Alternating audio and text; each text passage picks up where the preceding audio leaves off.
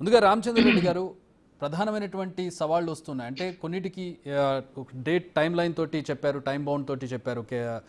రేవంత్ రెడ్డి 8వ తేదీ అని ఒకటి, ఆగస్ట్ 15 అని ఒకటి, రెండింటికి కీలకమైనటువంటిది. అయితే కరెంటు కట్టుకు సంబంధించి, అలాగే రైతులకి నీళ్ళకి సమస్య కావచ్చు, తాగునీటి సమస్యకు సంబంధించి ప్రధానమైనటువంటి సమస్యలు వస్తూ ఉన్నాయి. కాంగ్రెస్ ఖండిస్తూ ఉంది ఇవేమీ లేవని చెప్పి. ఎస్ ఒకటండి.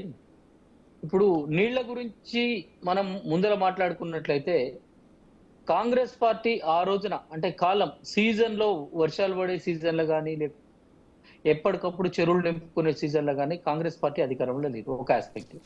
ఆ రోజున కాళేశ్వరం అనేటువంటి ప్రాజెక్టు 1,00,000 కోట్లు పెట్టి కట్టినటువంటి ప్రాజెక్టు ఈ విధమైనటువంటి ఇబ్బందులలో ఉంది. అందులోకి వెళ్ళి అది బ్యారేజీ, అది నీళ్ళ ఒక రిజర్వాయర్ కాదన్నటువంటి విషయాన్ని కూడా మర్చిపోయి ఆ రోజు వ్యవహరించినటువంటి తీరు తెలంగాణ సమాజానికి ఎవరికి తెలియదు.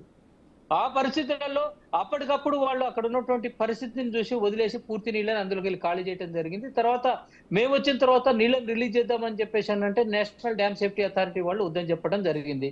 సబ్సిక్వెంట్ గా పాలేరుకి తాగునీటి అవసరాల కోసం ఏదో బతీలాడుకొని మొత్తానికి ప్రజలకి కష్టాలు తీర్చడం కోసం ఆ రోజున వదిలినామని చెప్పేసి ఉత్తమ్ కుమార్ రెడ్డి గారు చెప్పారు.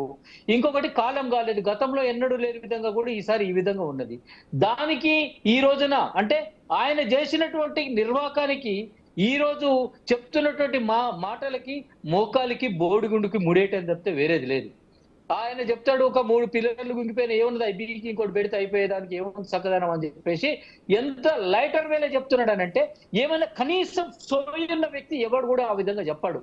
మొత్తం ప్రాజెక్ట్ అంతా కూడా నాశనం అయిపోయిందిరా అని చెప్పేసి కాంగ్రెస్ శ్రేణులు కానీ తెలంగాణ సమాజం కానీ బాధపడుతున్నటువంటి సందర్భాల్లో 96,000 కోట్ల రూపాయలు ఖర్చు పెట్టేసి 96,000 ఎకరాలకి నీళ్లు ఇచ్చి ఈ రోజున ఎకరానికి ఒక్క నీళ్లు ఇవ్వటానికి 1 కోటి రూపాయలు ఖర్చు పెట్టినటువంటి ప్రబుద్ధుడు గత ప్రభుత్వంలో ఉండి ఈ రోజున కాంగ్రెస్ ప్రభుత్వం నీళ్లు ఇవ్వటం లేదు.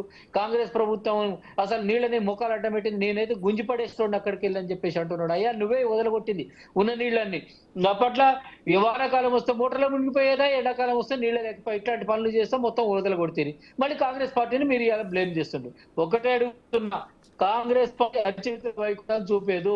వాస్తవిక పరిస్థితిని గతంలో మేము అధికారంలోకి రాగానే శాఖల వారీగా సమీక్షలు జరిపి 6,71,000 కోట్ల రూపాయలు అసలు అప్పు ఉన్నదని చెప్పేసి తెలంగాణ సమాజానికి ఇంత దాచిపెట్టినట్టు మేము ఏ విధంగా బహిర్గతం చేసినామో కరెంట్ గురించి చెప్పండి. ఆ విధంగా కరెంట్ విషయానికి వద్దాం. ఎస్ ఒకటి చక్రి గారు, గతంలో కరెంటు 24 గంటలు ఇచ్చిన డంకా బజాయించారు. లాస్ట్ గా మా కోమటిరెడ్డి రెడ్డి గారు బండ సోమవారం విలేజ్ కి పోతే వచ్చేది 12-13 గంటలు అన్నారు. 24 గంటల కరెంటు పేరు మీద 16,000 కోట్ల రూపాయలు ఆ రోజు ఖర్చు పెట్టి 12 గంటలు ఇచ్చేసి 8,000 కోట్ల రూపాయలు ఎక్కడ బుక్కినాం అని చెప్పేసి మేము అయ్యాలని ప్రశ్నించడం ఇప్పుడు కాదు. ఈ రోజు ఏంటంటే కాంగ్రెస్ పార్టీ 24 గంటల కరెంటును, నాణ్యమైన కరెంటును ఇవ్వటం ఒక ఆస్పెక్ట్ అయితే, అప్పుడో ఇప్పుడు ఏదో ఎల్సీలు తీసుకుంటున్నప్పుడు కరెంటు కట్ అయితే దాన్ని చూపించేసి కరెంటు పోతుందని చెప్పేసి